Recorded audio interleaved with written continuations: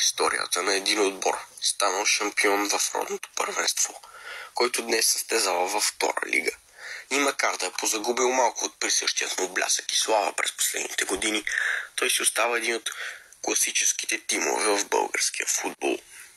ФК Етър е създаден през 1924 година чрез обединението на съществуващите до тогава младежки спортен клуб Слава, Феникс и Виктория.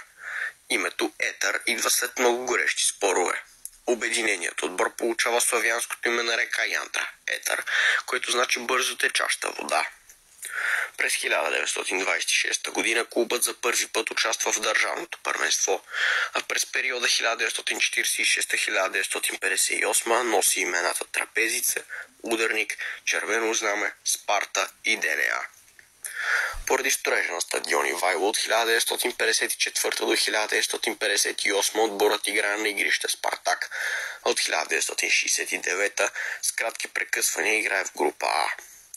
През 1974 Етър играе за купата на УЕФА и е отстранен от Интер. На международната сцена виолетовите представят България повече от добре. През 1982 в Индонезия печелят силен международен турнир, а година по-късно играят под името Б национален отбор на турнир в Португалия. При първото си участие за Интер Тото Етър заема първото място в своята група в надпревара с отбори от Швеция, Чехословакия и Германия. Най-големите си успехи отборът постига през периода 1989-1991, когато печели 2 трети места и достига до 2 полуфинала за Купата на България. Като през 1991 достига и до шампионската титла и до последната купа на Българския футболен съюз, бившата купа на Съветската армия. През тези години в отбора играят футболисти като Трифон Иванов, Красимир Балъков, Илиян Киряков, Бончо Генчев, Цанко Цветанов, Александър Димов, Николай Донев и Емил Димитров. Старши треньор на шампионският отбор е Георги Василев, а помощник треньор е Стоян Петров. За купата на европейските шампиони Етър среща шампион на Германия Кайзерслаутерн, като малко не достига на виолетовите да продължат. През следващите 2 години отборът взема 4-та позиция. През 1995 година вече под ръководството на Стоян Петров отборът става първия носител на купата на лигата, а след още 2 години играе финал.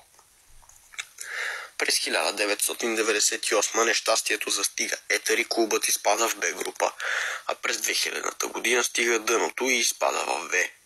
От 2003 година мъжкият отбор на Етър представа да съществува и клубът вече поддържа само детско-юношеска школа. През сезон 2013-14 разполага с 2 отбора – юноши старша възраст и деца. На 17 юли 2013 е създаден с ФК Етър Велико Търново, който след 3 години участие в северо-западната В група през 2016 завършва първи и влиза в професионалния футбол. Виолетовите стават безапелационен първенец и на втора лига през сезон 2016-17, когато извоюват място в първа лига.